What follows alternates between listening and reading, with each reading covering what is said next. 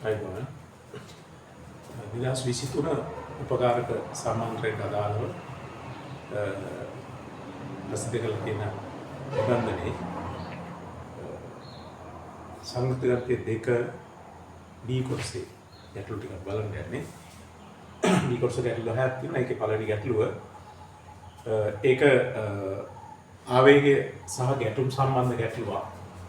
ස්කන්ධය ඉම්බැගින් වල A අංශුවක් සහ B අංශුවක් සුමට තිරස්තලයක් මත තිර දිනවා කියලා කියනවා.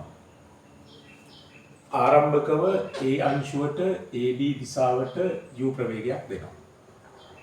මෙන්න මේ ගැටුම ගැන තමයි ප්‍රශ්නය අහන්නේ.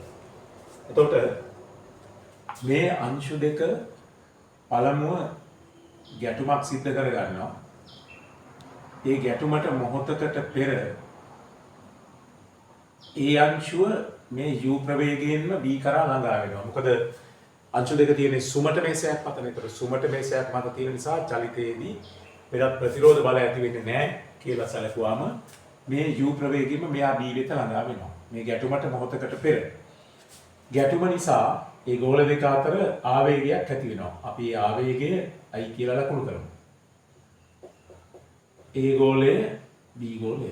අපි හිතමු A ගෝලයේ ප්‍රවේගය v1යි කියලා, B ගෝලයේ ප්‍රවේගය v2යි කියලා. මේ ආවේගය නිසා A ගේ ප්‍රවේගය යම් ප්‍රමාණයකින් අඩු වෙනවා, Bට ප්‍රවේගයක් ලැබෙනවා. මේ ගැටුමට මොහොතකට පසු. දැන් මේ අවස්ථාව සඳහා අපි ගෝල දෙකටම A සහ B ගෝල දෙකටම මේ දිශාවට ලිව්වොත් I සමානයි ඩෙල්ටා MV ආවේගයේ ගම්මිතාවයේ පරිවර්තනයට සමානයි කියන එක. මේ දෙකම සලකන නිසා I කැන්සල් වෙනවා. එතකොට බිඳුවයි එන්නේ ආවේගය. ගැටුමට පසු MV1 කියන ගම්මිතාවයක් මෙයාට තියෙනවා මේ දිශාවට. මෙයාට තියෙනවා MV2 කියන ගම්මිතාවයක්. වෙනස හොයන්න ඕනේ මෙතනත් එක්කලා වෙනස. එතකොට එයාගේ ගම්මිතාවය MU පමණයි. මොකද B ගෝලයේ නිශ්චලව නැතිනේ. ඒතර A ගෝලයට විතරක් තමයි ගම්මිතාවය ලැබෙන්නේ. මෙතන M ගෙන් බෙදලා අපිට V1 ධන V2 උක්ත කරන්න පුළුවන් පළවෙනි සමීකරණය ලැබෙනවා. ඊළඟට අපිට පුළුවන් මේ ගැටුම සඳහා නිව්ටන්ගේ පරීක්ෂණාත්මක නියමය ලියන්න. මේ ගෝල දෙක අතර වෙන්වීමේ සාපේක්ෂ ප්‍රවේගය කියන්නේ මෙයාව අපි නිශ්චල කරොත් ගෝල දෙක වෙන් වෙන්න මෙයා නිශ්චල කරන්න ඕනේ. ඒතර මේ පැත්තට v1 ප්‍රවේගයක් අපි හඳුන්වා දෙන්න ඕනේ. ඒතර මෙයා බිඳුවේ. ඒතර මෙයාගේ ප්‍රවේගය ලැබෙනවා v2 ඍණ v1 සමානයි. ගැටලුවේ කියනවා පත්‍යගත සංගුණකේ e කියලා. e වරක් මේ ගෝලයේ නිශ්චලව තියෙනවා. ඒතර මේ ගෝලයේ u ප්‍රවේගයෙන් මේ පැත්තට ආවම ලංවීමක් සිද්ධ වෙනවා. u කියලා ගන්න පුළුවන් ලංවීමේ සාපේක්ෂ ප්‍රවේගය. දෙකයි. මේ සමීකරණ දෙක එකතු කරොත් ඕගොල්ලන්ට 2v2 ලැබෙනවා. u පොදුයි 1 ධන e කියලා. එතකොට v2 යගේ ලැබෙනවා u බෙදීම 2යි 1 ධන e. ඒ වගේම මේ සමීකරණ දෙක අඩු කරොත් මෙතනින් 2v1 වෙනවා v2යි වෙනවා 2v1 සමානයි මෙතන u 1 ඍණ e කියලා ලැබෙනවා v1 ලැබෙනවා u බෙදීම 2යි 1 ඍණ e කියලා. ඒතර මේ ලකුණු කර විදියටම මේ දෙක මේ දිශාවට තමයි යනවා කියලා පේන්නේ. එතකොට මොකද v1 v2 දෙකම ධන උත්තර කියලා පේනවා. අපි දන්නවා e කියන එක එකට වඩා අඩු නියතයක් කියලා. ප්‍රත්‍යය සංගුණකේ. දැන් මේ ගෝල දෙක මේ විදිහට චලිත වෙනකොට v2 v1ට වඩා වැඩි. v2 v1ට වඩා වැඩි. එහෙනම් මෙයා ඉක්මනින් යනවා ඉස්සරහට යනවා මෙයා. එතකොට ගිහිල්ලා කිසියම් මොහොතක මේ තන්තුව නැවතෙහි ස්වභාවික දිගටපත් වෙන අවස්ථාවක් එනවා. එතකොට මේ අවස්ථාව වෙනකොට තන්තුව තදවීමට මොහොතකට පෙර මෙයා v1න් මේ දිශාවට එනවා. ඒ ගෝලේ මෙයා v2න් මේ දිශාවට යනවා. දැන් තත්ත්වය තාම තද වෙලා නැහැ. තදවීමට ඉතා ආසන්න නැත්නම් සීමාකාරී අවස්ථාවක් තියෙන්නේ. එතකොට ඒ තන්තුව ඊළඟ මොහොතේ තවත් මෙයාගේ ප්‍රවේගය වැඩි හින්දා තවත් ඉස්සරහට යනකොට මේක තන්තුව එකවරම තද වෙනවා, හිර වෙනවා. අනේක නිසා මේ තන්තුවේ ඇති වෙනවා ආවේගයක්. එකවර තදවීමක් මේ සිද්ධ වෙන්නේ. ප්‍රවේගයෙන් යාම නිසා එකවර තදවීමක් සිදු වෙනවා. ගැස්මක් ඇති වෙනවා. අපි හිතුවොත් මේ ඇති වෙන ආවේගී ආතතිය J කියලා. මේක A, මේක B. අපි හිතුව මෙයාගේ ප්‍රවේගය W බවට පත් වුණා කියලා. එයාගේ ප්‍රවේගය W බවට පත් වුණා කියලා. එතකොට අපි දන්නවා මේක අවිතර්ණ්‍ය තන්තුවක් නිසා අවිතර්ණ්‍ය තන්තුවක දෙකලවර ප්‍රවේග සමාන වෙන්න ඕනේ. තන්තුව දිගේ ප්‍රවේග සමාන වෙන්න ඕනේ. එතකොට මෙයාගේ ප්‍රවේගය W නම් A ගේ ප්‍රවේගයක් W වෙනවා. මේ ප්‍රවේගයක් W වෙනවා. මේ දිශාවටම මොකද අවිතර්ණ්‍ය තන්තුවක දෙකලවර එකම ප්‍රවේග තියෙන්න ඕන නිසා. right. දැන් අපිට පුළුවන් මෙන්න මේ A ගෝලයට මේ වගේ ස්කන්ධ M බැගින් වෙන්නේ. අපි ලියමු B ගෝලයට මේ දිශාවට I සමානයි ඩෙල්ටා MP. B ගෝලයේ මත ආවේගය තියෙන්නේ මේ පැත්තට, ඒ නිසා ඍණ J කියලා එන්නේ. ගම්‍යතාවය ස්කන්ධය වැඩි කිරීම ප්‍රවේගය වෙනස නිසා ඍණ මෙතන MV2. A ගෝලයට අපි ලියනවා නම් M සමීකරණයම I සමාන ඩෙල්ටා MV. එයාගේ ආවේගය තියෙන අපි සලකන දිශාවට ඒක ධන J. ස්කන්ධය වැඩි කිරීම ප්‍රවේගය W ඍණ මෙතන MV1. මේ සමීකරණ දෙක අපි 3යි 4යි කියලා අංක කරලා මේ දෙක එකතු කරොත් මේ දෙක එකතු කරාම J කැන්සල් වෙනවා. මෙතනින් 2යි MW මේ දෙක M වරක් V1 ධන V2. මෙන්න මෙතනින් M අයින් කරාම W හොඳයි 2W ලැබෙනවා. V1 ධන V2ට වලට මෙතනින් කෙලින්ම ආදේශ කරන්න පුළුවන් U කියලා. එතකොට W සමානයි U බෙදීම 2යි. ගැටලුව අපෙන් අහන්නේ මේ ඇති වෙන ආවේගී ආතතිය සොයන්න කියලා. ඒ කියන්නේ මේ J ගියාගේ තමයි හොයන්න කියලා කියන්නේ. එහෙනම් J හොයන්න දැන් අපිට මේ සමීකරණ දෙකෙන් කැමති එකක් පාවිච්චි කරන්න පුළුවන්. අපි 4 පාවිච්චි කරොත්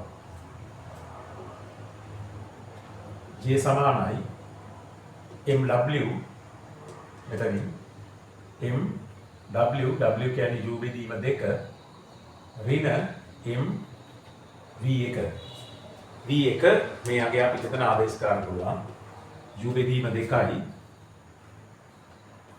1 ඍණ E කියලා ලැබෙනවා.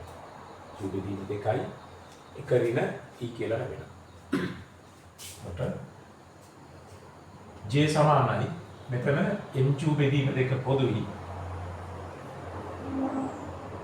මෙතන එකක් ඉතුරු වෙනවා. MQ බෙදීම 2 අයින් කරාම මෙතන 1 ඍණ E කියලා ලැබෙනවා. මේකෙන් J සමානයි මේ ධන 1 අයින් වුණාම මෙතන ධන E කියලා ලැබෙනවා. MEU බෙදීම 2යි කියලා ලැබෙනවා. තන්තුවේ ඇති වෙන ආවේගී ආතතිය තමයි අපෙන් අහලා තියෙන්නේ.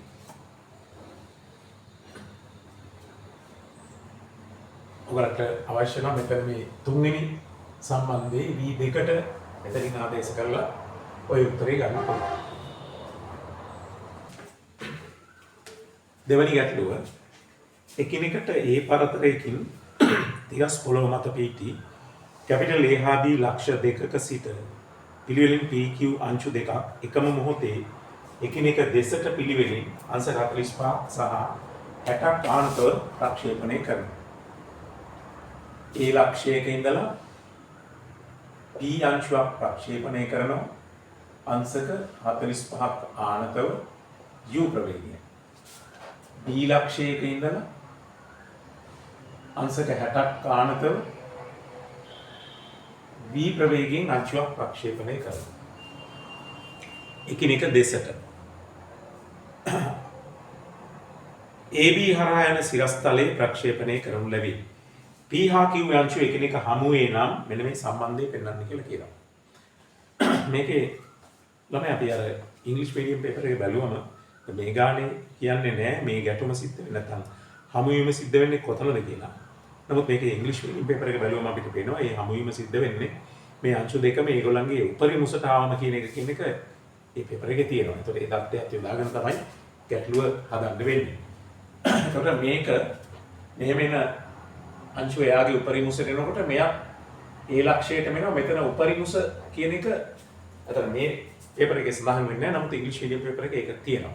ඒ தත්ත්වයත් එක්ක තමයි ගණන් හදන්න වෙන්නේ. හැබැයි මේ தත්ත්වය නැතත් අපිට මේ කියන මේ පළවෙනි සම්බන්ධය පෙන්නන්න පුළුවන්. දැන් ඔයාලා හිතුවොත් මෙන්න මේ අංශු එළමෙන උස h කියලා හිතුවොත් ඒක අපිට මේ ඒ p අංශුවේ උපරිම උස පිහිටීම q අංශුවේ උපරිම උස පිහිටීම කියන එක ගන්න අවශ්‍යතාවයක් නැහැ. ඒක නැතත් අපිට මේක කරන්න පුළුවන්. දැන් එතකොට මෙතන අපි p අංශුවට ලිව්වොත් සිරස්ව ඉහළට ඒ සමාන ut ධන භාගයයි at වර්ගය සිරස්වය ඉහළට එන උස සමානයි ආරම්භක ප්‍රවේගය u sin 45 මම දෙක යට මූල දෙක යොදා ගන්නවා කාලය t ඍණ භාගයයි g t වර්ගය එකයි. දැන් මේ අංශු දෙක හමු වෙනවා කියලා කියනවා. ඒක උපරිම උස ලක්ෂයේදී තමයි හමු වීම කියලා කියන්නේ. නමුත් අපි ඒක අමතක කරමුකෝ. මේ දෙක හමු වෙනවා නම් අංශුවක් මෙතනින් ප්‍රක්ෂේපණය කරපු අංශුවක් මෙහෙම යනවා. මෙතනින් ප්‍රක්ෂේපණය කරපු අංශුවක් මෙහෙම යනවා. මෙතනදී හමු වෙනවා. හමු වෙනවා පුතා මේ යන උපරිම උස මේ නැගෙන උස සිරස්ව ඉහළට තියෙන උස මේක u p අංශුව යම් මොහොතක ළඟා වුණ උපරිම උසයි q අංශුව එම මොහොතේම ළඟා වෙන උපරිම උසයි දෙක සමාන වෙන්න බෑ මේ දෙක අතර ගැටුමක් නැත්නම් හමුවීමක් සිද්ධ වෙනවනේ. එහෙනම් ඔයාලා මෙයාට ලියනකොට b ට ලියනකොට q ට ලියනකොට මේ සමීකරණයම සිරස්ව ඉහළට එතකොට මෙතනින් එනවා h තමයි එයත් නගින උස මොකද හමු වෙන නිසා ඊළාට තිරස්ව ආරම්භක සිරස්ව ප්‍රවේගය v sin 60යි sin 60යි කියන්නේ මූල තුන බෙදීම 2යි ඍණ භාගයයි g t වර්ගය 2යි. ඔයාලට පේනවා මෙතන මේකෙදි ගත්ත t ම තමයි මෙතෙන්ටත් දැම්මේ. මොකද එකම මොහොතේ ගානේ කියනවනේ එකම මොහොතේ මේ දෙක ප්‍රක්ෂේපණය කරන්නේ. එකම මොහොතේ ප්‍රක්ෂේපණය කරන අංශු දෙකක් හමු වෙනවා නම් ඒ ගත කළ කාල දෙක මෙයා මෙතෙන්ට එන්න මෙයා මෙතෙන්ට එන්න ගත කළ කාල දෙක සමාන වෙන්න ඕනේ. වෙනස් කාලවලදී આવුත් මේ දෙක හමු වෙන්නේ නැහැ. එකම කාලයේදී හමු වෙන්න ඕනේ. එකම කාලයේදී ඒගොල්ලන් එකම සිරස් උස ලක්ෂයේ ඉන්න ඕනේ. එතකොට හමු වීම වෙන්නේ. ඒ සිරස් උසත් වෙනස් වුණොත් හමු වීමක් වෙන්න බෑනේ. සිරස් උස සමාන වෙන්න ඕනේ. එහෙනම් ඒක තමයි මෙතන අපි යොදාගත්තේ. දැන් ඔයගලන්ට පේනවා මෙන්න මේ දෙකම සමානයි. එහෙනම් අපිට මේ දෙක සමාන කරන්න පුළුවන්. එහෙනම් අපිට මේ දෙක අඩු කරන්න පුළුවන්. ඒතර එකෙන් දෙක අඩු කරොත් මේ දෙක ඉවත් වෙනවා. මෙන්න මෙතනින් මෙතන t එකක් ඕන නේද? ආරම්භක ප්‍රවේගය v sin θ t. මෙතනින් එනවා u බෙදීම මූල 2යි t. මෙයා අඩු වෙනවා v මූල 3යි t බෙදීම 2. මේ දෙන්නත් සමාන පද දෙකක් අයින් වෙලා යනවා බිඳුවයි. මෙන්න මෙතන t අසමානයි බිඳුවයි කියලා අරගෙන අපිට මේ t ව අයින් කරන්න පුළුවන්. එතකොට u බෙදීම මූල 2 සමානයි v මූල 3 බෙදීම 2. එතකොට දැන් ඔයගලන්ට u බෙදීම v යුක්ත කරන්න පුළුවන්. u බෙදීම v මේ මූල 2 මෙතෙන්ට එනවා. එතකොට මූල 3 බෙදීම 2 වැඩි කිරීම මූල 2 ආයෙම මෙතනින් මේක බෙදලා අයින් කරොත් මේක ලියන්න පුළුවන් u බෙදීම v සමානයි මූල 3 බෙදීම මූල 2 කියලා. මූල 3 බෙදීම මූල 2. එතකොට u ට v සමානයි මූල 3ට මූල 2යි. ඒක අපිට ඔප්පු කරගන්න පුළුවන්. ඒක ඔප්පු කරගන්න අර උපරිම උස ලක්ෂයේදී තමයි මේ දෙන්න හමුුනේ කියන தත්ත්වය ඇත්තටම අවශ්‍ය වෙන්නේ නැහැ. නමුත් ගැටලුවේ ඒ උපරිම උස ලක්ෂයේදී තමයි මේ හමුවීම සිද්ධ වෙන්නේ කියන එක දීලා තියෙනවා. AB ලක්ෂ දෙක අතර දුර සිම්පල් A වෙනවා කියන එක දෙවෙනි தත්ත්වය. මෙන්න මේ දුර. එතකොට මෙතන උපරිම උස ලක්ෂය නිසා අපි p අංශුවට ලිව්වොත් උපරිම උස දක්වා චලිතයට v සමාන u ධන at අවසාන ප්‍රවේගයේ බිඳුවයි ආරම්භක ප්‍රවේගය u sin 45 ත්වරණය ඍණ g t. එතනින් t ලැබෙනවා u බෙදීම මූල 2යි g කියලා. t ලැබෙනවා u බෙදීම මූල 2යි g කියලා. දැන් ඔයගලන්ට පුළුවන් මෙතන අපි හිතමු මෙයා මෙතන ඉඳලා x දුරක් ඇවිල්ලා තිනවා. මෙයා මෙතන ඉඳලා මෙතෙන්ට y දුරක් ඇවිල්ලා තිනවා කියලා හිතමු. එතකොට එකම t කාලයේදී මෙයා x දුරක් කෙනකොට මෙයා y දුරක් කෙනවා. ඒ කියන්නේ මේ දෙන්නගේ එකතුව a වෙනවා. ගැටුමක් සිද්ධ වෙන්න නම් එකම මොහොතේදී හමු වෙන්න නම් ඊළාට අපි මුල කොටසේ දාගත්තා මේ එළඹෙන උපරිම මුසවල් දෙක. අතර මේක උපරිම මුසවල් කියලා අපි මෙතන සඳහන් කරේ නැහැ. සිරස්ව ඉහළට සිද්ධ වෙන චලිතයේදී සිරස් උස මේ දෙකේම සමාන වෙනවා එකම t කාලය තුල. ඒක යොදා ගන්න තමයි මේක පෙන්නේ. දැන් මේක උපරිම මුසද කියන දත්තේ නැතුව ඇත්තටම අපිට මේ u ගේ අගය හොයන්න බෑ. ඒක ගන්න දීලා තියෙනවා. ගන්න දීලා තියෙනවා ඉංග්‍රීසි මීනියම් පේපර් එක බලුවොත් අපිට ඒක පේනවා. ඒක උපරිම මුස ලක්ෂයට ලක්ෂය තමයි මේ හමු වීම සිද්ධ වෙන්නේ කියලා. එතකොට අපි උපරිම මුස දක්වා චලිතය තමයි මේ සමීකරණය ලිව්වේ. ඒකෙන් කාලය එනවා. දැන් අපිට පුළුවන් ඊට ලියන්න තිරස්ව s සමාන ut. එතකොට එයාගේ තිරස් විස්ථාපනයේ x කියලා ගත්තොත් ප්‍රවේගය u cos 45 මම ඒකට මූල 2 කියලා ගන්නවා. කාලය u බෙදීම මූල 2යි g. එතකොට x ලැබෙනවා u වර්ගයේ බෙදීම 2යි g කියලා. q ටත් ඕගොල්ලන්ට ලියන්න පුළුවන්. q චලිත වෙන්නේ මේ පැත්තට නිසා s සමාන ut කියලා. එතන s කියලා කියන්නේ එයා ගමන්ගේ එයාගේ විස්ථාපනය අපි y කියලා ගමු. y සමානයි ආරම්භක ප්‍රවේගය v cos 60යි. මම ඒක v බෙදීම 2 කියලා පාවිච්චි කරනවා. කාලය t ට මේක ආදේශ කරන්න u බෙදීම මූල 2යි g. එතකොට ලැබෙනවා y සමානයි u v බෙදීම 2යි මූල 2යි g කියලා. මෙන්න මෙතන වාලට අර v ඉවත් කර ගන්න පුළුවන්. මොකද ගැටලුවේ ඔයගොල්ලෝ අහන්නේ u ගේ අගයනේ. එතකොට මෙතනින් v ගේ අගය හොයා ගන්න පුළුවන්. ඒක මෙතෙන්ට ආදේශ කරනවා. එතකොට y සමානයි u බෙදීම 2යි මූල 2යි g වැඩි කිරීම v. v ගේ අගය කියන්නේ මූල 2යි u බෙදීම මූල 3. මූල 2යි u බෙදීම මූල 3. හරිද නේද? v කියන්නේ මූල 2යි u බෙදීම මූල 3. ඒක ආදේශ කරාම මෙන්න මෙයා අයින් කරන්න පුළුවන්. මූල 2. එතකොට y සමානයි u වර්ගයේ බෙදීම 2යි මූල 3යි g කියලා ලැබෙනවා. දැන් දෙන්න එකතු වෙලා ගමන් කරන දුර ආරම්භයේදී මේ දෙන්න අතර තිබුණ විස්ථාපනයට සමාන වෙන්න ඕනේ. එහෙනම් x ධන y සමාන වෙන්න ඕනේ 8. x කියන්නේ u වර්ගයේ බෙදීම 2යි g. y කියලා කියන්නේ u වර්ගයේ බෙදීම 2යි මූල 3යි g සමානයි 8. 2යි මූල 3යි g ගෙන් වැඩි කරන්න. එතකොට මෙතන ලැබෙනවා මූල 3යි u වර්ගය. මෙතන ලැබෙනවා 1 මූල 3යි දෙකයි මූල 3යි GA කියලා ලැබෙනවා. මෙතන u වර්ගයේ පොදුයි කියලා ගත්තම මූල 3 ධන 1 සමානයි දෙකයි මූල 3යි GA. ඒකෙන් u වර්ගය ලැබෙනවා. දෙකයි මූල 3යි GA බෙදීම මූල 3 ධන 1. ඒතරයාගේ වර්ග මූලය තමයි u වල අගය වෙන්නේ. u වර්ගයක් මේ ලැබෙන්නේ u වල අගය එමාගේ වර්ග මූලය කියලා ලැබෙනවා. තුන්වෙනි ගැටලුව ඇත්තේ අපෙන් අහන්නේ සාපේක්ෂ ත්වරණයේ සම්බන්ධ ගැටලුවක්. අපිට අත්තර මේතර ගැටලුවේ විසඳීමක් බලාපොරොත්තු වෙන්නේ නැහැ. ත්වරණ සෙවීමට ප්‍රමාණවත් සමීකරණ තමයි අහන්නේ. සැකස්මක් දීලා තියෙනවා. තිරසට ඇල්ෆා කෝණයක් ආනත තලයක් මත මෙතන p අංශුවක් තියලා තියෙනවා.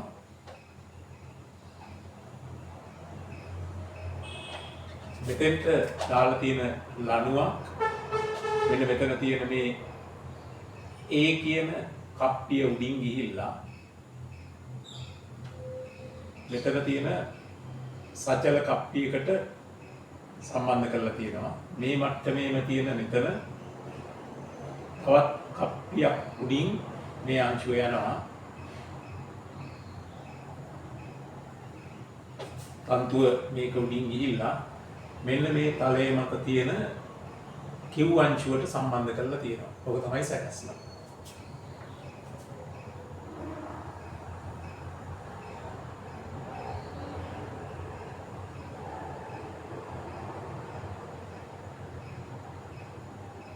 මෙතන C මෙතන B කියලා දීලා තියෙනවා. රූපේ PABCQ.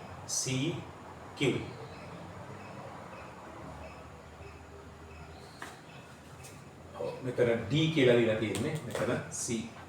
මෙතන D. අපලදී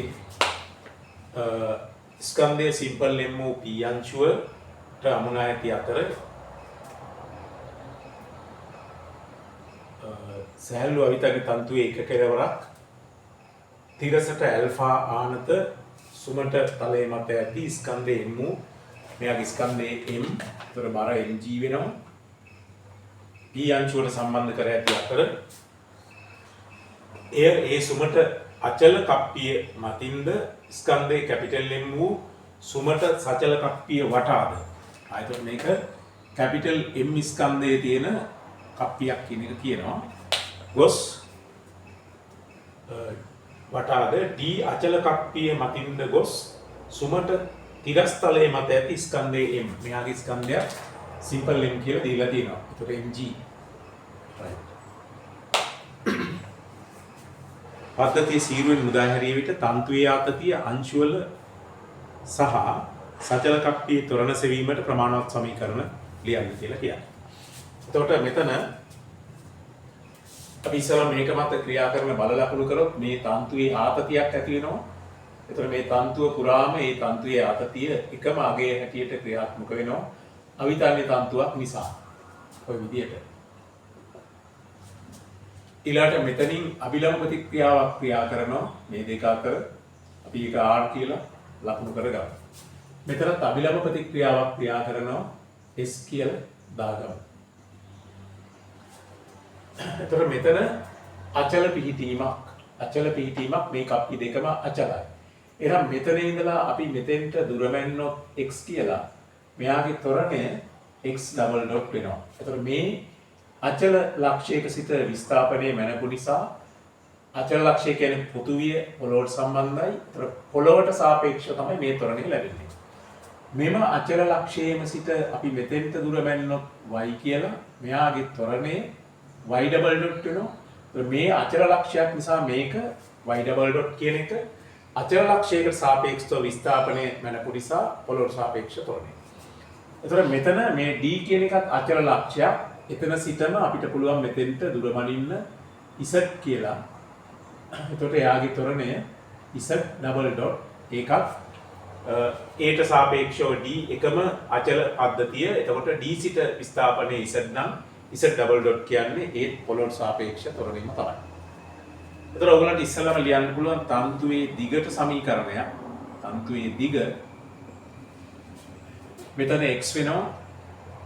මේ දිග y දෙන්නෙක් වෙනවා 2y. මෙතන z දෙනවා. තන්තුවේ දිග ඉල නම් l ට සමානයි. මේක t විශයෙන් අවකලනය කරොත් x දී අවකලනය x dot t වලින් y dot z dot සමානයි 0යි.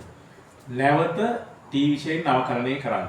නැවත t විශයෙන් අවකලනය. x dot ගේ අවකලනය x double dot 2යි y dot අවකලනය y double dot z dot අවකලනය z double dot 0යි. ඔන්න පළවෙනි සමීකරණය.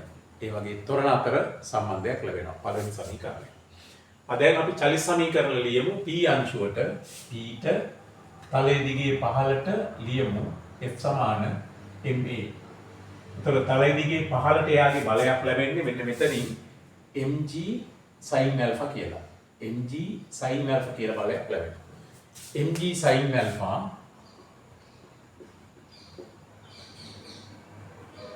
ඍණ t එනවා නේද? අනිත් පැත්තට ඍණ t සමානයි එයාගේ ස්කන්ධයේ වැඩි කිරීම ත්වරණය x double dot අපි ඒකට කියමු දෙවෙනි සමීකරණය.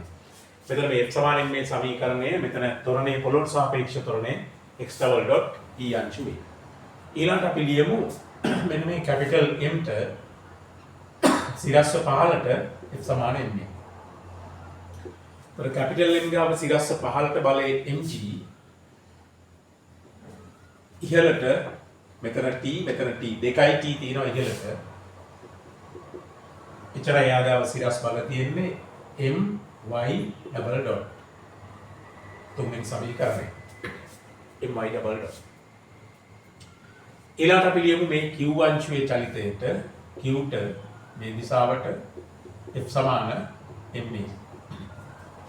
q ගාව තිරස් බලයක් හැටියට මෙන්න මේ t විතරයි කියන්නේ. ඒ කියන්නේ ඍණ t. එයාගේ ස්කන්ධයේ m වැඩි කිරීම ත්වරණය z ඩබල් ඩොට්. හතරයි. එතකොට මේ සමීකරණ හතර ඇතුලේ x double dot y double dot z double dot තියෙනවා. ඒ කියන්නේ අපි යොදාගත්ත අඥාතයන් නැත්නම් අපි සෙවිය යුතු පද තුනක් තියෙනවා. ඊළඟ මෙතන මේ සමීකරණ වල t තියෙනවා හතරයි. ඒතර හතරක් තියෙනවා අපි යොදාගත්ත සංකේතාත්මකව යොදාගත්ත දේවල් ටිකක්.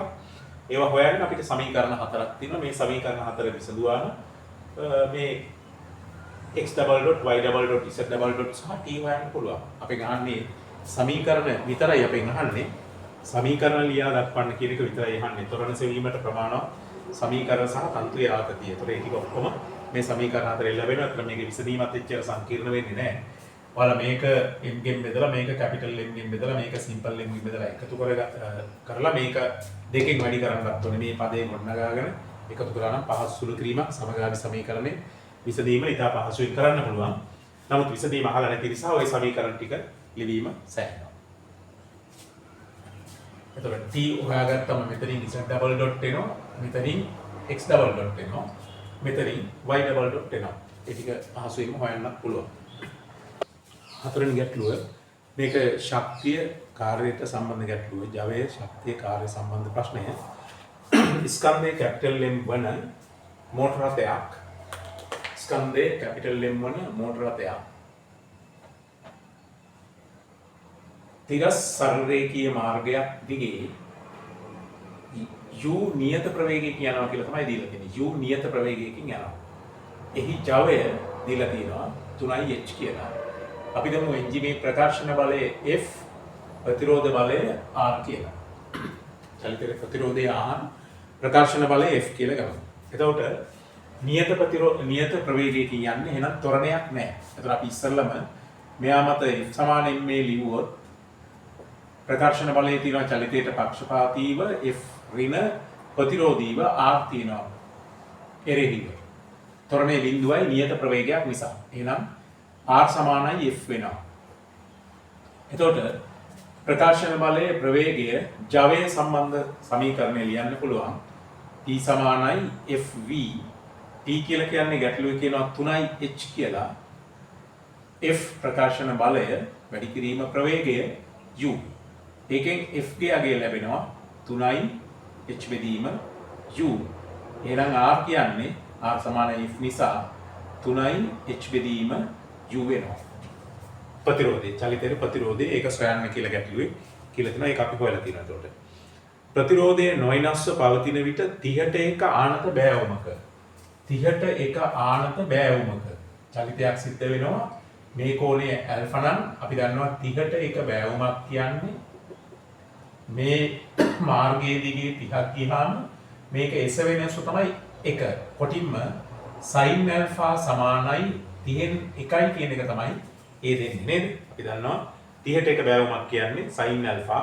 බෑවුමේ ආනතිය alpha නම් sin alpha තමයි ඒ දීලා තියෙන්නේ. දැනුත් එන්ජිම උපරිම ජවයෙන් ක්‍රියා කරනවලු රථයට ලබාගත හැකි උපරිම ප්‍රවේගය අහන්නේ. මේක බෑවුමක පහළට එන්නේ. දැන් අපි ගොඩාක් ගැටලුවල අපිට බෑවුමක ඉහළට චලිතය ලැබෙන අවස්ථා තියෙනවා.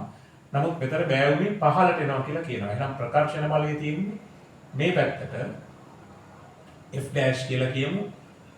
එයාගේ බර ක්‍රියා කරනවා කැපිටල් MG සිරස්ව පහළට ප්‍රතිරෝධය ඉහළට R. චලිතයට විරුද්ධයිනේ ප්‍රතිරෝධය.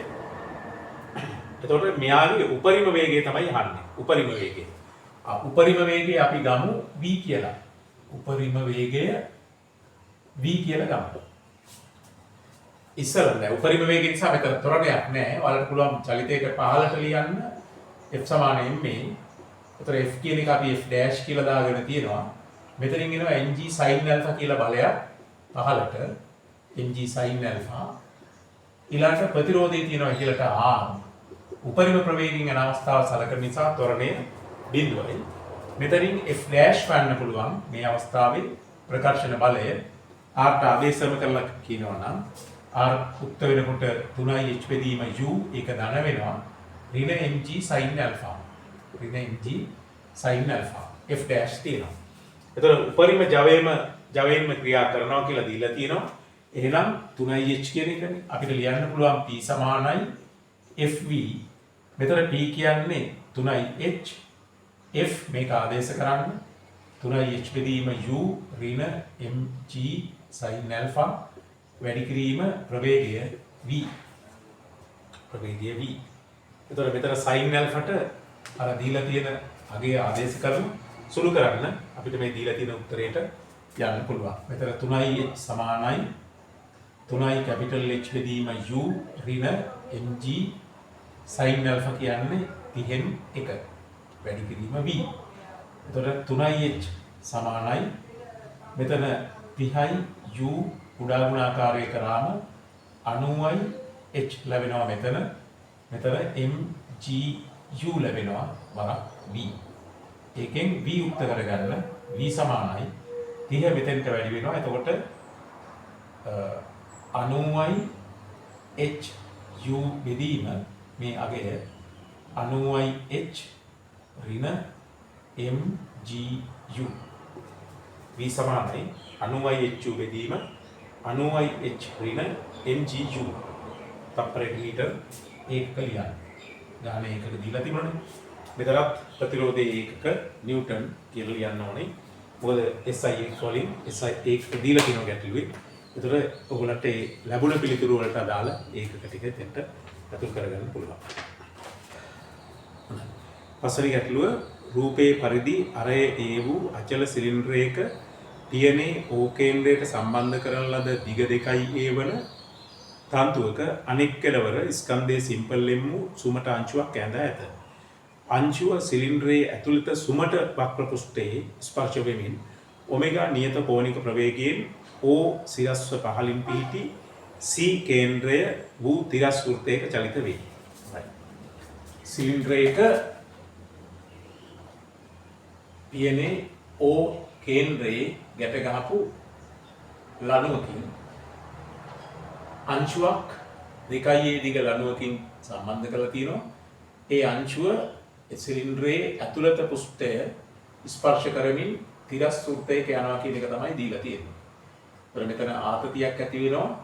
තන්තුවේ T එයාගේ බර ක්‍රියා කරනවා mg ඇතුළත පෘෂ්ඨයේ ස්පර්ශයේ පවතිනවා නම් මේ දෙක අතර අභිලම ප්‍රතික්‍රියාවක් වෙනවා R. මෙතන ගානේ කියනවා C කියලා. කේන්ද්‍රයේ C. අරය A වන වෘත්තයක් තමයි දීලා තියෙන්නේ. එතකොට මෙතනත් මේකේ අරය Aම වෙනවා.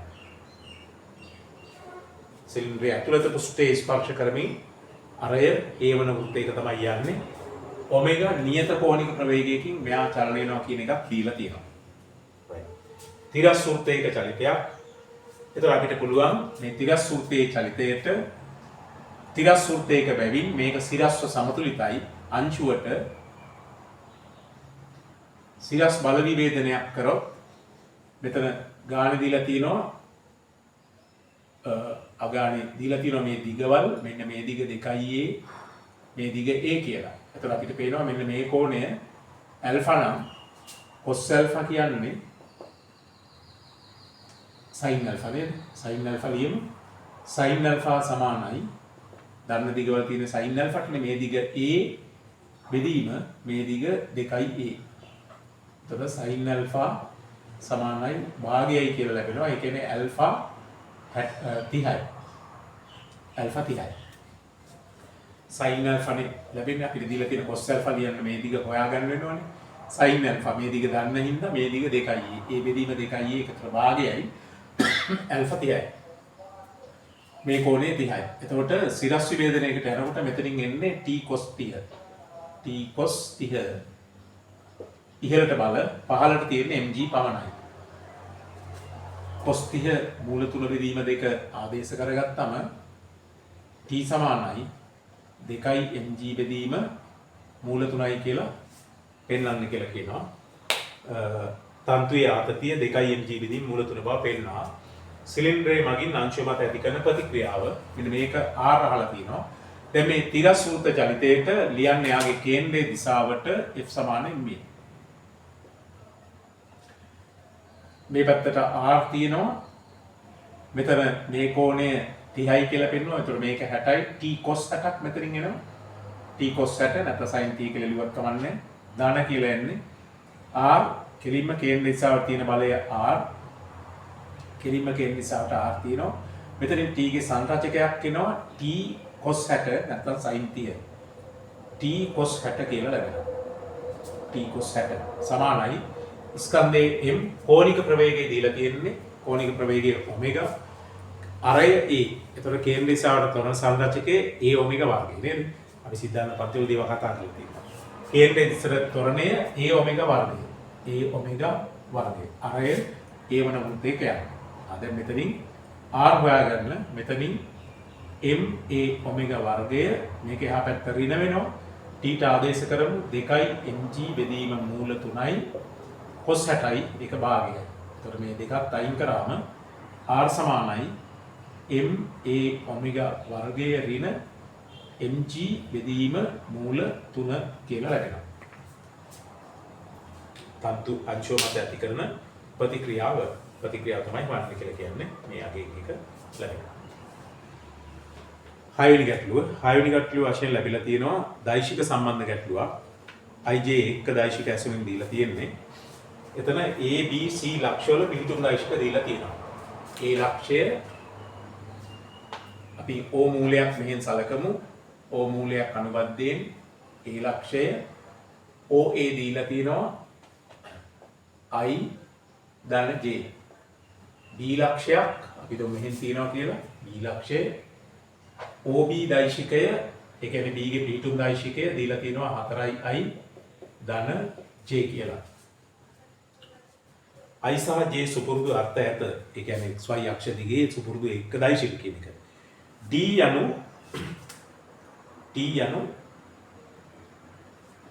AD ට DB. d යනු AD ට DB. d ලක්ෂයක් මෙතනින් තියෙනවා 1ට 2. d ලක්ෂයක් මෙතනින් තියෙනවා 1ට 2. AD ට DB 1ට 2යි. මෙතනින් ඔයාලට ලියන්න පුළුවන් මේ සම්බන්ධය 2යි AD සමානයි DB වෙනවා. මේක දෛශිකයක් ලෙසත් ලියන්න පුළුවන් හේතුව විශාලත්ව අතර සම්බන්ධයට දිශාව AD DB එකම වන නිසා. AD DB එකම දිශාව නිසා. එනම් විශාලත්වයේ සම්බන්ධය දෛශික වලටත් සමානයි. මෙන්න මෙතනින් දැන් අපිට පුළුවන් 2යි AD ලියන්න. AD ලියන්න පුළුවන් මේක යා කරගත්තොත් මේක තමයි OD. අපෙන් අහන්නේ D ගේ පිටුම් දෛශිකය. ඒතකොට AD ලියන්න පුළුවන් AO ධන OD. මේ පැත්ත DB ලියන්න පුළුවන් DO ධන OB. මෙතනින් 2යි OD මේකත් මේ පැත්තට ගියමු ඍණ DO. එතකොට මෙතන තියෙනවා 2යි AO ඍණ වෙනවා OB. මෙතන ඍණ DO කියන්නේ OD. එතකොට මේක එකතු වෙනවා 3යි OD කියලා.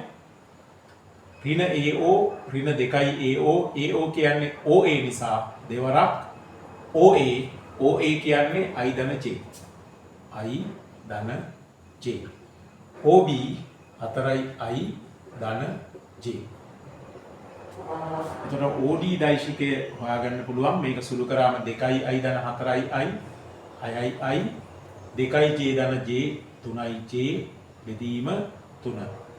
එතනින් 3යි කියන පොදු සාධකය එළියට අරගෙන මෙයත් එක්ක බෙදලා දැම්මම OD ලැබෙනවා 2යි I ධන J කියලා. ඒක තමයි අපෙන් අහන්නේ. D ගේ පිහිටුම් දෛශිකය සොයන්න, OD සොයන්න. පිහිටුම් දෛශිකය. දැන් කියනවා ODC ලක්ෂය ඒකරේඛීය බවද පෙන්වන්න. ගැටලුවේ මුලින් C කියන ලක්ෂයක් විස්තර කරලා තිබුණා. C ගේ පිහිටුම් දෛශිකය දීලා තිබුණා OC කියන එක 6යි I ධන 3යි J කියලා. OC C ගේ පිහිටුම් දෛශිකය 6යි I ධන 3යි J කියලා දීලා තියෙනවා. දැන් මෙතනින් ඔයාලට පුළුවන් මෙතන 3යි කියන පොදු සාධකය අයින් කරොත් 2යි I ධන J කියලා ලියා ගන්න පුළුවන්. එතකොට තුන්වරක් මෙතන 2යි I ධන J ඒක ලියන්න පුළුවන් OD කියලා. එතකොට මෙන්න මේ දෛශික දෙක සමාන වෙනවා. දෛශික දෙකක් සමාන වෙනවා නම් විශාලත්ව සමාන වෙන්න ඕනි. දිශාව එකම වෙන්න ඕනි. මේකේ දිශාව එකම වෙන්න තියෙන ක්‍රමය රේඛා දෙක නැත්නම් දෛශික දෙක දිශාව සමාන වෙන්න පුළුවන්. ඒ දෙක සමාන්තර වීමෙන් හෝ ඒකරේඛී වීමෙන්. මෙතන සමාන්තර වෙන්න බෑ. මොකද මේ දෛශික දෙකටම ඕ පොදු ලක්ෂය තියෙනවා. එකම ලක්ෂයක් අරන් රේඛා දෙකක්. එහෙනම් ඒක ඒකරේඛී වීමෙන් විතරයි වෙන්න පුළුවන්. මේක විදිහට අපිට කියන්න පුළුවන්. ඒ නිසා OBC ඒක රේඛීය වේ. ඒක රේඛීය වේ. දෛශික දෙක සමාන නිසා සහ පොදු O ලක්ෂයක් ඒ දෙකටම පවතින නිසා දෛශික දෙක OC සමානයි 3යි OD සම්බන්ධය තෘප්ත කරන බැවින් ඒක රේඛීය වේ.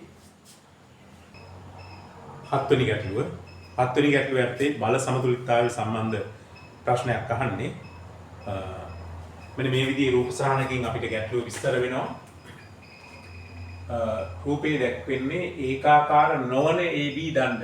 මෙන්න මේ දණ්ඩ ඒකාකාර නොවේ කියලා කියනවා. මෙතන A මේ කෝණය θ මෙතන B. මේක ඒකාකාර නොවන දණ්ඩක්. මෙන්න මෙතන ගැටලුවේ කියනවා මේක රළු බිමක්. රළු බිමක්.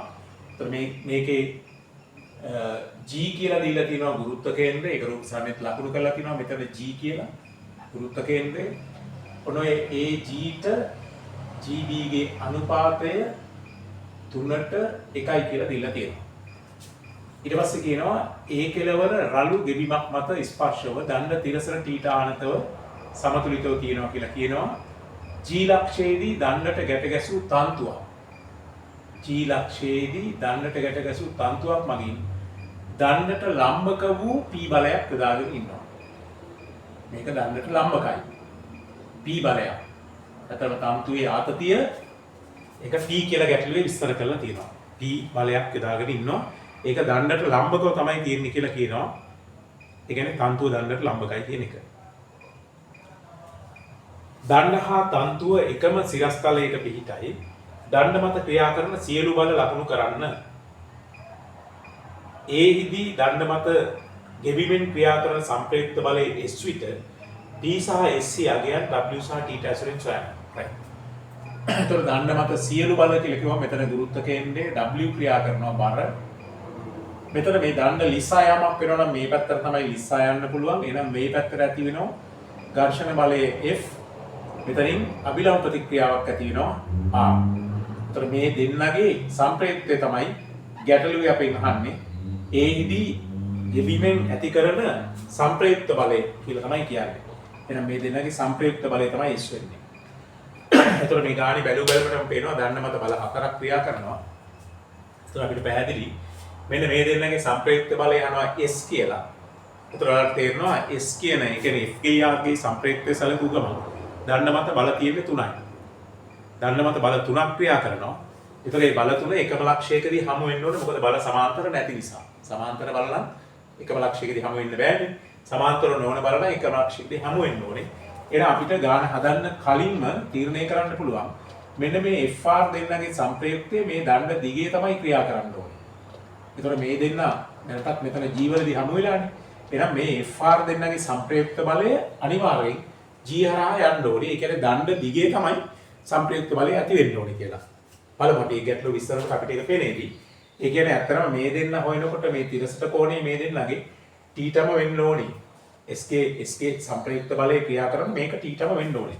ගාන එහෙම දෙයක් අහලා නැහැ. නමුත් අපිට ගැටලුවේ අපිට ඒක පේනවා. right. අපි මෙතන ඉස්සෙල්ලාම දණ්ඩේ දිග ගමුකෝ. දණ්ඩේ දිග A කියලා ගමු. ඇත්තට මේක A කියලා ගන්න අවශ්‍යත් නැහැ. හොඳයි මේක නැතුවම අපි හදමු AG කියලා. මෙතන ඇත්තට මේ අනුපාතයක් අපිට දීලා තියෙනවා. ඒක ගැටලුවට සම්බන්ධ වෙන බවක් පේන්නේ නැහැ වගේ. බලමු. අපි A ලක්ෂය වටා AB දණ්ඩේ සමතුලිතතාවයට A වටා ගූර්ණ ගමු. AB දණ්ඩේ සමතුලිතතාවයට A වටා ගූර්ණ ගමු. එතකොට මේ P කියන බලය මෙතනට ලම්බකයි. එතකොට මෙතනින්ලා මෙතෙන්ට ලම්බක දුර AG වෙනවා. ඒ කියන්නේ බලය P ලම්බක දුර AG. ඒකෙන් ඇති වෙන්නේ වාමාවර්ත ගූර්ණයක්. එතකොට W ගෙන් ඇති වෙනවා දක්ෂිණාවර්ත ගූර්ණයක්. ඍණ කියලා ලියමු නැත්නම් සමානයි කියලා ලියන්නත් පුළුවන්. W වැඩි කිරීම W ගේ ගූර්ණය A වටා. අන්න එතකොට AG cos θ කියලා එනවා. AG cos θ කියලා එනවා. AG cos θ කියලා එනවා. සමානයි 0යි. මෙතන අතන මම අර දණ්ඩේ දිග A කියලා ගැනීමෙන් අදහස් කරේ ගත්තා නම් එතන මුළු දිග A නම් මෙතන 3ට 1 නිසා මේක 4න් 3යි A කියලා ගන්න පුළුවන්. නමුත් ඒක දෙකටම සම්බන්ධ වෙන්නේ එකම AG. ඒ නිසා AG බෙදලා අයින් කරන්න පුළුවන්. ඒ නිසා දණ්ඩේ දිග කීයද කියන එක එතනදී අවශ්‍ය වෙන්නේ නැහැ. AG කැන්සල් වෙනවා. එතකොට ලැබෙනවා P සමානයි W cos θ කියලා ලැබෙනවා. P සමානයි W cos θ. right. දැන් P අහලා තිබුණානේ. ඒක හරියි. දැන් අපිට පුළුවන් අර සම්ප්‍රේක්ෂක බලයේ S කියන එක හොයන්න. අපි මෙතන මේ දණ්ඩේ සමතුලිතතාවයට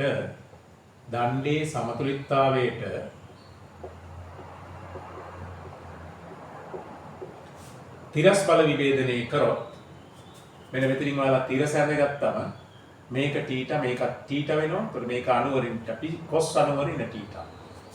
P sin θ. මේ පැත්තට F. එතකොට F සමානයි P sin θ. P මෙතන හොයලා තියෙනවා W cos θ sin θ කියලා ලැබෙනවා ඝර්ෂණ බලය. ඊළඟට අවිලම්බ ප්‍රතික්‍රියාව සිරස් බල විභේදනය කරොත් මෙතනින් ඉහළට එනවා R, මෙතනින් එනවා මේක θ අනුවරින් θ මේක ආපහු θ වෙනවා එතකොට. ඒකවල මෙහෙමත් ගන්න පුළුවන් මේක θ නම් මේක අනුවරින්ට එතන මේක ප්‍රතිමුඛ කෝණය අනුවරින්ට මේක θ වෙනවා. P sin θ ධන P sin θ ඉහළට බල පහළට බලය W ට සමානයි. මේකෙන් R ලැබෙනවා W ඍණ P sin θ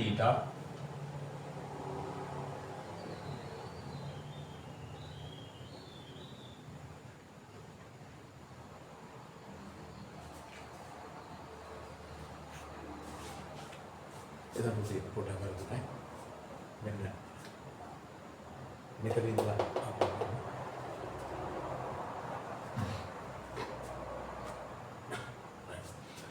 දැන් අපි දන්නේ සිරස් සමතුලිතතාවයේ සැලකුවොත් සිරස්ව ඉහළට බල මෙතනින් R තියෙනවා. මෙතනින් එනවා P cos θ ධන P cos θ සමානයි පහළට බලයේ W. එතකොට R සමානයි W ඍණ P cos θ. P ට ආදේශ කරන්න W cos θ. මෙතනත් cos θ දෙනවා cos වර්ගයේ θ. එතකොට R සමානයි W එක ඍණ cos වර්ගයේ sin වර්ගයේ θ. ඔන්න ඒෙහිදී බල ප්‍රතික්‍රියාවේ සංරචක දෙක. අපෙන් අහන්නේ සම්ප්‍රේක්ෂය. එතකොට F කියන එක මේ පැත්තට අපි හොයාගෙන තියෙනවා W cos θ sin θ කියලා.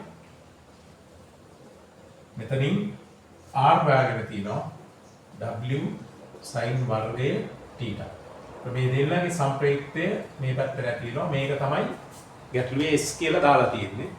එතකොට S කිය අගේ අහන්නේ S සමානයි මේ දෙන්නගේ වර්ගවල එකතුවේ වර්ගමූලය W sin වර්ගයේ θ ධන W cos θ sin θ ගේ වර්ගය එහි වර්ගමූලය. එතකොට මෙතනින් එනවා W sin වර්ගයක් මෙතනක් තියෙනවා. අපි ඒක එළියට ගත්තොත් W sin θ කියලා. මෙතන W sin වර්ගයේ θ වර්ග වෙන්න ඕනේ නේද? මෙයාගේ වර්ගය ධන මෙයාගේ වර්ගයේ වර්ගමූලය. මම හිතලා වර්ගය ලියලා තිබුණේ නැහැ. මෙයාගේ වර්ගය ධන මෙයාගේ වර්ගයේ වර්ගමූලය. එතකොට මෙතන W sin වර්ගයේ තියෙනවා. මෙතන W sin වර්ගයේ තියෙනවා. ඇත්තටම W වර්ගය sin 4 වෙනි බලය මෙතන තියෙන්නේ. මම ඒක ලියලා ගන්න. සුළු කරාම මෙතන එන්නේ W වර්ගය sin 4 වෙනි බලයේ θ. මෙතන එනවා W වර්ගය cos වර්ගයේ θ sin වර්ගයේ θ එයාගේ වර්ගමූලය. එතකොට මෙන්න මේ W වර්ගය එළියට ගන්න. W වෙනවා sin වර්ගයක් එළියට ගන්න. sin වර්ගය එළියට එන්නේ sin θ හැටියට වර්ගමූලයෙන් එළියට එනවා. W වර්ගය එතකොට මෙතන ඉතුරු වෙන්නේ sin 4 වෙනි බලයෙන් sin වර්ගයක් ගත්ත නිසා sin වර්ගයේ θ ඉතුරු වෙනවා. W වර්ගයේ sin වර්ගය එළියට ගත්තා ඒක වර්ගමූලයේ එළියේ තියෙනවා. මෙතන ධන cos වර්ගයේ θ. ආන්න එතකොට S ලැබෙනවා මේක එකයිනේ. W sin θ කියලා ලැබෙනවා. ඔන්න S තියගේ සාමාන්‍ය බලයක් කිව්වම බලයේ දිශාවක් දෙන්න ඕනේ. ඒතර අපි මේ කෝණය ඇල්ෆා කියලා අරගෙන tan ඇල්ෆා ලියනවා නම් ඒතර මේ y බලය x කින් බෙදන්න ඕනේ. කියලා W sin වර්ගයේ θ බෙදීම W cos θ sin θ. එතකොට tan ඇල්ෆා ලැබෙනවා. මෙතන sin වර්ගයේ එකක් අයින් වෙනවා. sin ට බෙදීම cos θ tan θ එන ඇල්ෆා සමානයි θ. එතකොට එහිදී සංප්‍රයුක්ත ප්‍රතික්‍රියාව S දණ්ඩ දිගේ ක්‍රියා කරයි. දණ්ඩ දිගේ ක්‍රියා කරයි. අපි කලින් එක දැක්කා නේද? මේ දෙන්න මෙතනදී හමු වෙලා නිසා තුන්වෙනි බලය එතෙන්ට එන්න ඕනේ කියලා. එතකොට ඔයගොල්ලන්ට කියන්න පුළුවන් S බලය W sin ට වන අතර එය දණ්ඩ දිගේ ඉහළට ක්‍රියා කරයි කියලා කියන්න පුළුවන්. ඒ විදිහට උත්තරය දෙන්න. 8 වෙනි ගැටලුව තිරසට θ කෝණයක් ආනත රළු තලයක් මත ස්කන්ධයේ කැපිටල් M වූ P නම් ගෝලයක් තබා ඇත.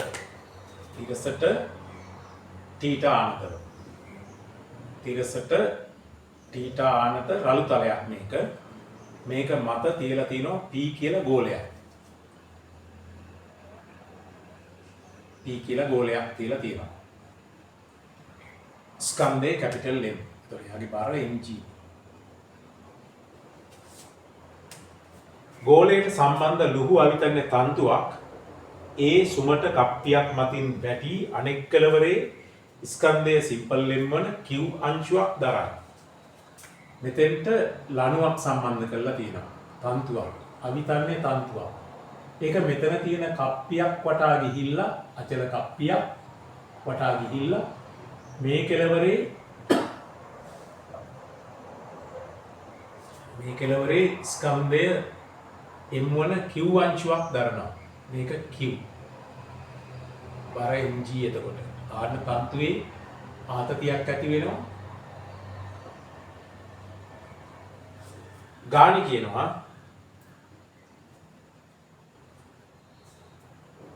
P ගෝලයට සම්බන්ධ තන්තු කොටස යටියත් සිරසට θ කෝණයක් ආනත වන අවස්ථාවේ ගෝලය පහළට ලිස්සා යාමට සීමාකාරී සමතුලිතතාවයේ පිහිටයි. මෙන්න මේ තන්තුව යටියත් සිරස කියන්නේ මේක. මෙතන කෝණය මෙන්න මේ යටියත් සිරස සමග ඇත්ත මේ තන්තුවත් මේකට සමාන්තරයිනේ. මෙන්න මේ කෝණය θ කියලා කියනවා. තන්තුව යටියත් සිරසට θ කෝණයක් සාදා. මේ ආනතලයේ ආනතියක් θ. මෙතන යටියත් සිරසට මේ කෝණයක් θ. ඒතර ඔයාලා මෙතන ගත්තොත් මේක සිරස තන්තුව තියෙනවා මේ විදියට මේක θ. මේක සම්බන්ධ වෙච්ච මෙන්න මේ ආනත තලය මේකත් θ. එතකොට මෙතනින් ඔයාලා තිරස ඇඳලා සිරස ඇඳලා තලයට ලම්බක රේඛාවකුත් ගහගත්තොත් මෙහෙම එතකොට මෙන්න මේ කෝණය θ නේ. එතකොට මේක සිරසනේ. එතකොට මේ කෝණය θ මේක සිරස් රේඛාව. මේක අනුවරින θ. මේක අනුවරින θ. එතකොට මෙන්න මේ කෝණය අනුවරින θ වෙනවා. මේක අනුවරින θ වෙනවා.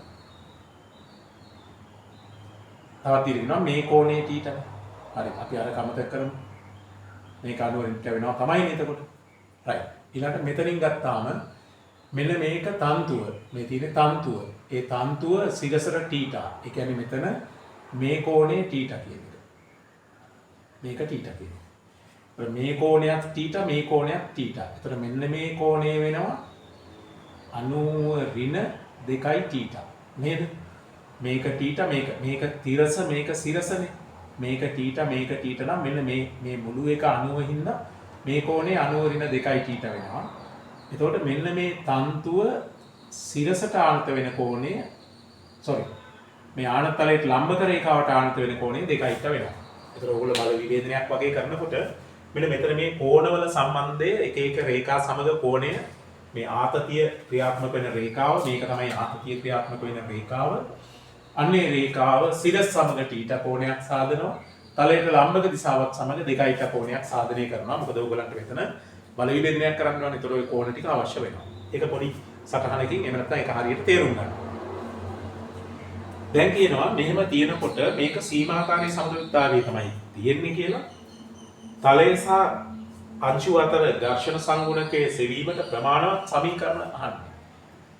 ඝර්ෂණ සංගුණකය අහලා නෑ. ඝර්ෂණ සංගුණකය ගන්න ප්‍රමාණවත් සමීකරණ. හරි. ඉස්සලම මෙතන දැන් ඝර්ෂණ බලය ක්‍රියා කරනවා මේ විදිහට. මොකද මේක ලිස්සා යාමක් වෙනවා නම් මේ බර නිසා පහළට මේ ලිස්සා යාමක් සිද්ධ වෙන්න පුළුවන්. සමහරට මේ ස්කන්ධේ ගොඩක් වැඩි නම් එතකොට මේක ඉහළට ලිස්සා යාමක් වෙන්න පුළුවන් ඇත්තටම. මේකේ මේ සිම්පල් M කියන එක කැපිටල් M ට වඩා ගොඩක් බරින් වැඩි එකක් නම් එතකොට මේක පහළට ඇදීම නිසා මේක ඉහළට එන්නත් පුළුවන්. රයිට්. එතන අපිට සම්බන්ධයක් දීලා නැති හින්දා අපි ඒක ගැන එච්චර සැලකිල්ලට ලක් කරන්න අවශ්‍ය නැහැ. මේක කැපිටල් M විශාල නම් මේක පහළට එන්න පුළුවන්. සිම්පල් M විශාල නම් මේක පහළට යන නිසා මේක ඉහළට එන්නත් පුළුවන් මේ ආතතිය ඇති වෙන බලපෑම. ඒක අපි ඉතින් සාධාරණ නිකන් බැලුවට මෙහාට යනවා වගේ පේන නිසා අපි මේක F කියලා දාමු. අභිලම්බ ප්‍රතික්‍රියාව R කියලා දාමු. ඔය විදිහට. ගෝලයේ ගැටියෙන්නේ පන්තුව සම්බන්ධ කරලා තියෙනවා. මේ ක්‍රියා රේඛාව දික් කරොත් මෙතෙන්ට වැටෙනවා.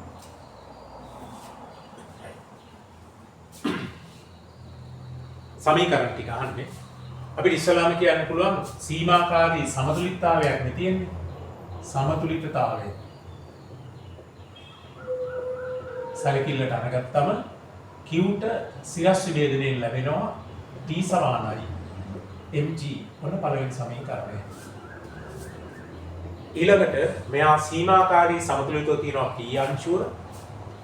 Pට ලියන්න තලයට ලම්බක බල සමතුලිතතාවයට. තලයට ලම්බකව R තියෙනවා ඉහළට. මෙන්න මෙතනින් බලහාගත්තම් මේ තලයට ලම්බකව ක්‍රියා කරන රේඛාවයි තන්තුවයි. මෙන්න මේ කෝණය හොයාගත්තා 2t කියලා නේද? 2t කියලා මේ තියෙන්නේ. තන්තුවයි තලයට ලම්බක රේඛාවයි අතර කෝණය 2t ටනේ. එහෙනම් මෙතනින් එනවා t cos 2t. R ධන t cos 2t. ඒවා තමයි තලයට ලම්බකව ඉහළට එන බල. F කියන එක තලයේ දිගේ තියෙන එක තලයට ලම්බක එන්නේ නැහැ. මෙතනින් එනවා ng cos θ කියලා නේද? මේක අනුවරින් θ නේ. මේක මෙහෙට දික් කරොත් මේක θ නේ. ඒකමනේ අපි මේ මෙතෙන්ට ගත්තේ මේ තියෙන්නේ. මේ තියෙන්නේ. මෙන්න මේ කෝණයනේ ඔය ගත්තේ. මේක ප්‍රතිබිම්බ කෝණයේ හැටියට මේක θ වෙනවා මේ. මෙතනත් 2යි එතකොට නිර්මාණය වෙනවා මේ 2යි මේක θ. t cos 2යි θ සමානයි mg cos θ 2යි දෙවෙනි සමීකරණය. ඊළඟට තලයේ දිගේ බල විභේදනය කරන්න Pට තලයේ දිගේ බල සමතුලිතතාවය සලකන්න. තලයේ දිගේ ක්‍රියා කරන බලයක් හැටියට මෙතන තියෙනවා F ඝර්ෂණ බලය.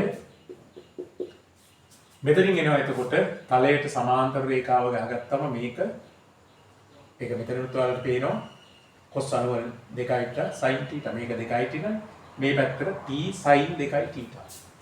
t sin 2යි θ සමානයි මෙතනින් එනවා mg sin θ කියලා පහළට බලය.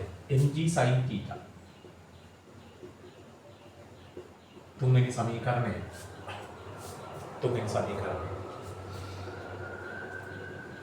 සීමාකාරී සමතුලිතතාවයේ තිබෙන නිසා සීමාකාරී සමතුලිතතාවයේ පවතින නිසා සම්බන්ධය F සමාන වෙනවා mu r ට 4යි. ඔන්න ඒ සමීකරණ 4න් අපිට ඝර්ෂණ සංගුණකය හොයන්න පුළුවන්.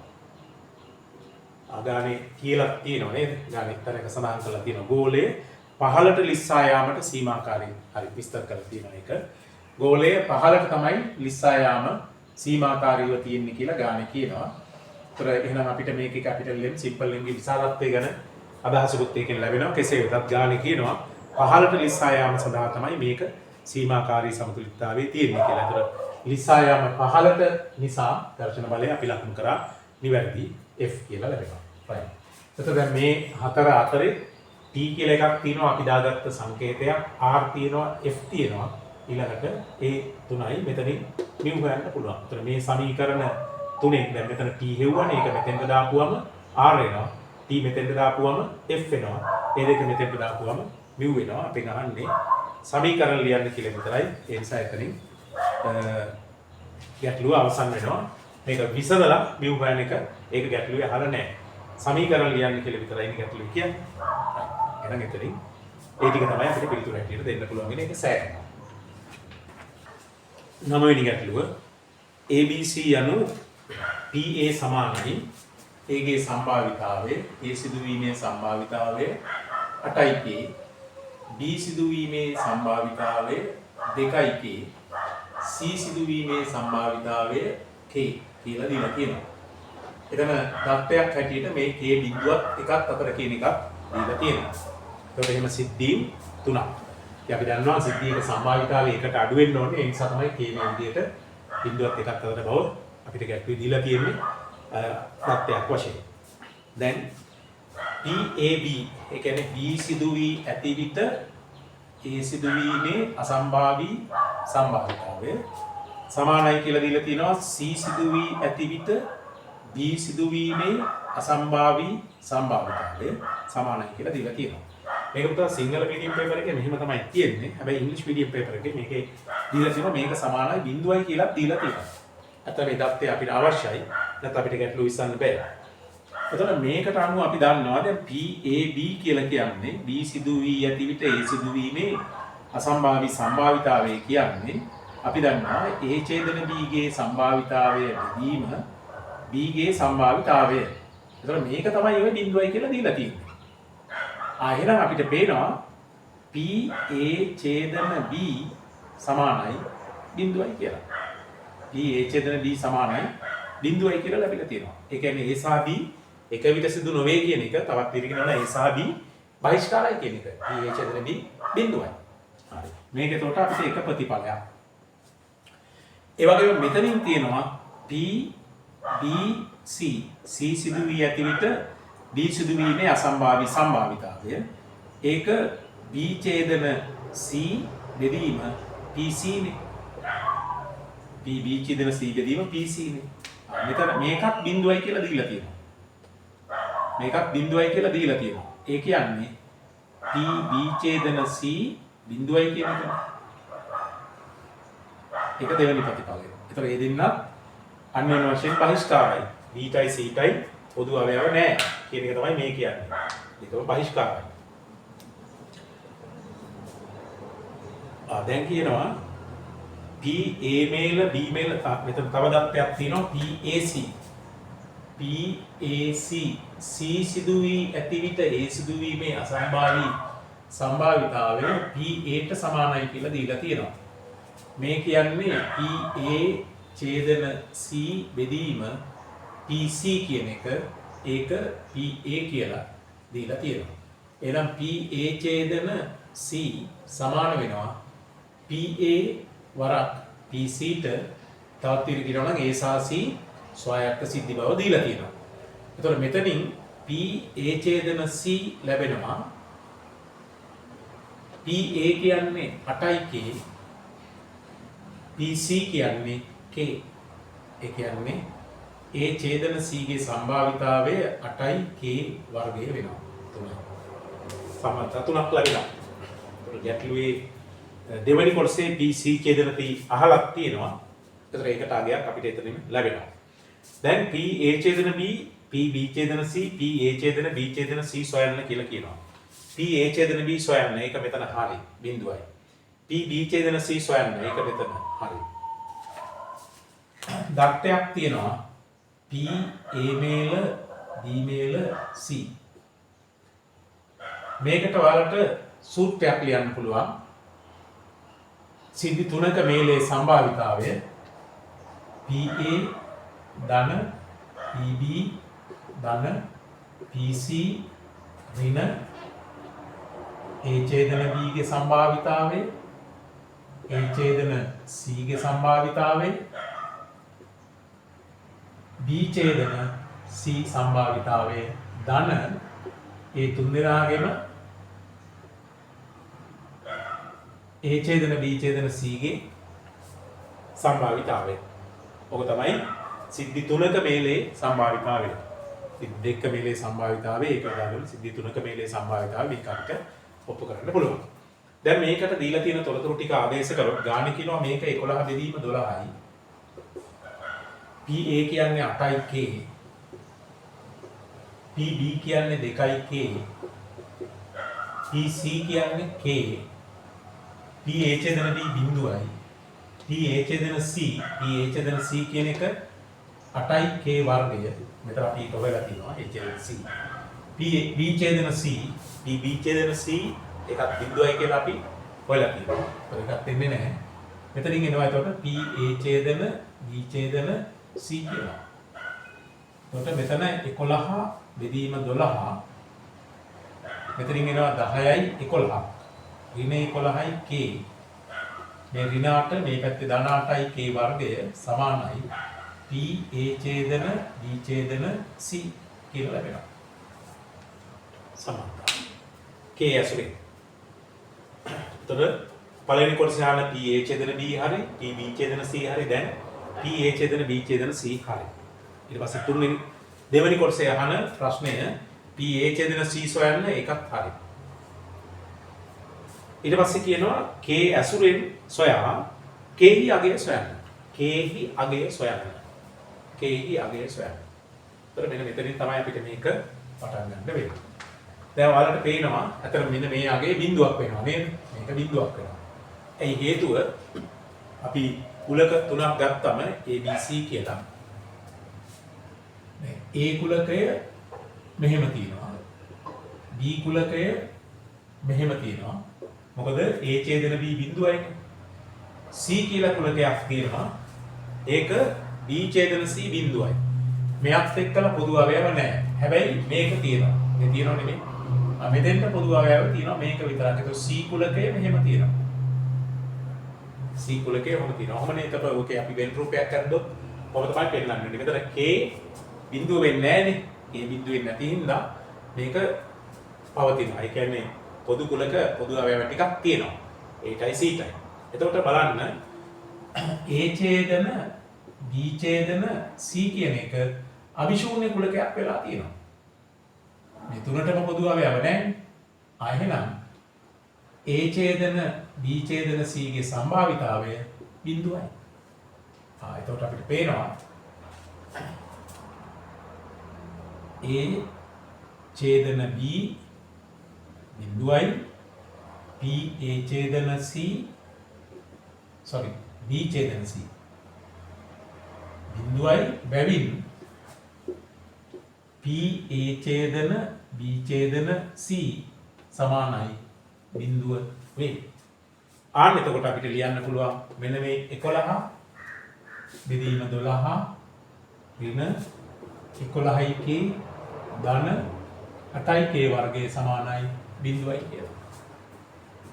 එතනින් 12න් වැඩි කරාම 96යි K වර්ගයේ මෙතන ඍණ 132යි K ධන 11 සමානයි බිඳුවයි කියලා ලැබෙනවා K ගේ වර්ග සමීකරණයක්. දැන් මේ වර්ග සමීකරණේ K හොයන්න ඕනේ. මේක සාධක පැත්තෙන් යන්න පුළුවන්. නැත්නම් අපි K වලගේ හොයමු සූත්‍රය දාලා. ඍණ B ඍණ කැඩලා ඍණ 132 ධන වෙනවා. 132 වර්ගය B වර්ගය ඍණ 4යි. A වලගේ 96යි. මෙතනින් 11යි. ඒකේ වර්ගමූලය බෙදීම 2යි A 96යි. ඍණ B ධන හෝ ඍණ B වර්ගයේ ඍණ 4යි AC ගේ වර්ගමූලය බෙදීම 2යි A කියන සම්බන්ධය පාවිච්චි කළාම දැන් මෙතනින් K වල අගය ගන්න K සමානයි 132 ධන හෝ ඍණ 132 වර්ගය ඍණ මෙතනට 44 වැඩි කිරීම 96 එයාගේ වර්ගමූලය බෙදීම දෙවරක් 96.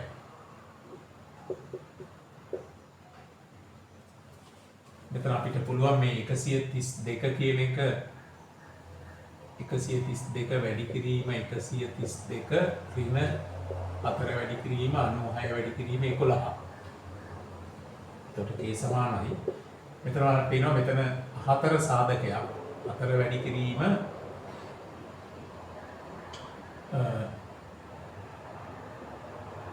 වරක් 3යි 12යි 12ට 3යි 33යි නේද? ධන හෝ ඍණ මෙන්න මේක ඇතුලෙන් 4 සාධකයේ 4 නෙමෙයි අතර මෙතනත් 4ක් තියෙනවා මෙතනත් 4ක් තියෙනවනේ 16ක් එළියට ගන්න පුළුවන්. ඒ කියන්නේ 4ක් තමයි වර්ගමූලයෙන් එළියට එන්නේ. එතකොට මෙතන 132කින් 4ක් ගත්තාම එතන ඉතුරු වෙනවා 33ක්. මෙතනත් ඉතුරු වෙනවා 33ක්. ඍණ මේ 4 එළියට අරන් තිනවා. මෙතනිනුත් 4ක් ගන්න වෙනවනේ 16ක් නිසා. එතකොට මෙතන ඉතුරු වෙනවා 24ක් වැඩි කිරීම 11. ඔය විදිහට චුට්ටක් ඒක සංඛ්‍යාව කුඩා කරගන්න පුළුවන්. මෙතන 2 වැඩි කිරීම මෙතන 96 කියන්නේ 4 වරක් 24 කියලා ගන්න පුළුවන්. එතකොට දැන් මෙතන අපි මේ ටික දැන් සුළු කරගන්න ඕනනේ. එතකොට අර 4 අයින් කරා. එතකොට මෙතන 33ක් ඉතුරු වෙනවා. ධන හෝ ඍණ.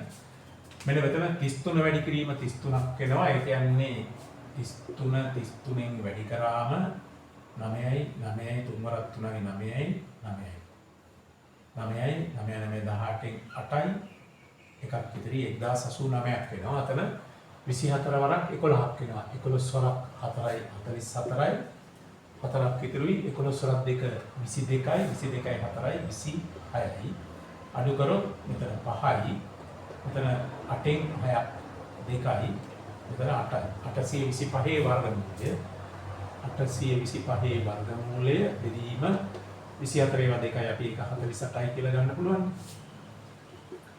33යි ධන හෝ ඍණ මෙන්න මෙතන ඔයාලට පේනවා මෙතන 5ක් එළියට ගන්න පුළුවන් 25ක් අයින් කරන්න පුළුවන් 25 එළියට එන්නේ වර්ගමූලයේ හැටියට. එතකොට 5යි කියලා. දැන් මේක 25න් බෙදුවොත් 82ට 25 ඒවා 3යි 75යි. එතකොට ඉතුරුයි 7ක් ආයෙම 75ට 3යි. බෙදීම 48 කියලා ලැබෙනවා. ඒ වලාගේ. එතකොට මෙතන දැන් ධන ලකුණ ගත්තොත් මෙතන බලන්න 33 වර්ගමූලය 33 වර්ගමූලය අපි ආසන්න වශයෙන් ගමු 5ට වැඩි අගයක් නේ 5ට වැඩි 6ට අඩුයි. එතකොට 5ට වැඩි අගයක් 5න් වැඩි කරාම 25ට වැඩිනේ. එතකොට 33ට 25ක් එකතු වුණාම 45ට වඩා වැඩි. එහෙනම් k කුඩයි 1 නිසා ධන ලකුණ ගත්තොත් එන උත්තරේ වැරදි වෙනවා. එහෙනම් අපි ගන්න ඕනේ ඍණ ලකුණ. ඒතර k ලැබෙනවා 33 ඍණ 5යි මූල 33 බෙදීම 48. දැන් මෙතන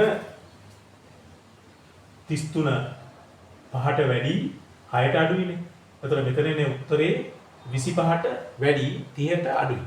එතකොට 25ට වැඩි 30ට අඩු වගේක් 33න් අඩු වුණාම ධන අගයක් එන්නේ. ඒක 48න් බෙදුවම 0.0 කියලා ධන උත්තරයක් එනවා. එතකොට මේකේ අපිට කේස්නා පිළිගත හැකි අගේ මේ අගේ තමයි. ඍණ ලකුණ සිංහල ලකුණෙන් එන උත්තරේ. ධන ලකුණෙන් එන උත්තරේ ප්‍රතික්ෂේප කරා.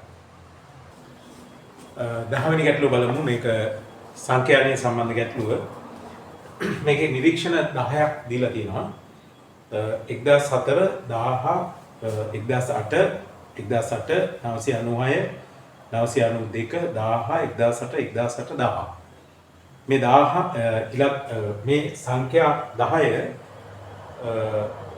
එක එකක් 1000 ඍණ 4යි x ආකාරයෙන් ප්‍රකාශ කර ඇත කියලා කියනවා. අපි ඉස්සර මේ සංඛ්‍යා 10 බැලුවොත් 1004 1008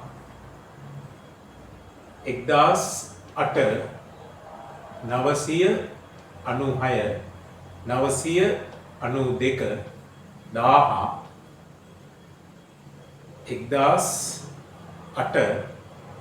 ආයෙම 1008 1000 ඔය තමයි සංඛ්‍යා දීලා තියෙන්නේ. එතකොට අපි මේක සකස් කරගත්තොත් මෙතන ඉස්සෙල්ලා අපිට 992 තියෙනවා. ඊළඟට 996 තියෙනවා. ඊළඟට 1000 තියෙනවා. 1000 තියෙනවා 1යි 2යි අවසාන එකක් 1000. 3ක් තියෙනවා. 1000 3ක් තියෙනවා. මේකෙන් 3ක් තියෙනවා. මේකෙන් 1යි මේකෙන් 1යි. ඊළඟට 1004 තියෙනවා 1ක්. ඊළඟට 1008 තියෙනවා 1යි 2යි 3යි 4ක්. 4යි 5යි 3යි 8යි 2යි 10ක් නේද? ඔය විදිහට. දැන් මේක පරිණාමනයක් කරලා තියෙනවා 10 ඍණ 4යි x ආකාරයට. ඒතර ඔයාලට පේනවා මේක ලියන්න පුළුවන් 10 ඍණ 4 වරක් 2 කියලා නේ. 4ක් 2 8යි. ඒතර 10න් 8ක් අඩු වුණාම 992. මේක ලියන්න පුළුවන් 10 ඍණ 4 වරක් 1 කියලා. 996. මේක මේ විදිහට ලියන්න ඕන නම් ලියන්න වෙන්නේ 10 ඍණ 4 වරක් බිංදුව කියලා. මේක 10 ඍණ 4 වරක් 1004 හැදෙන්න ඕනේ. ඒතර 10 ඍණ 4 වරක් ඍණ 1 කියලා ගත්තම තමයි 1004 හැදෙන්නේ. 14 වෙනවනේ. මේක 10 ඍණ 4 වරක් ඍණ 2 කියලා ගත්තාම මෙතන 8යි 1008 හැදෙනවා. ඔන්න ඔය ක්‍රමයට ගන්න පුළුවන්.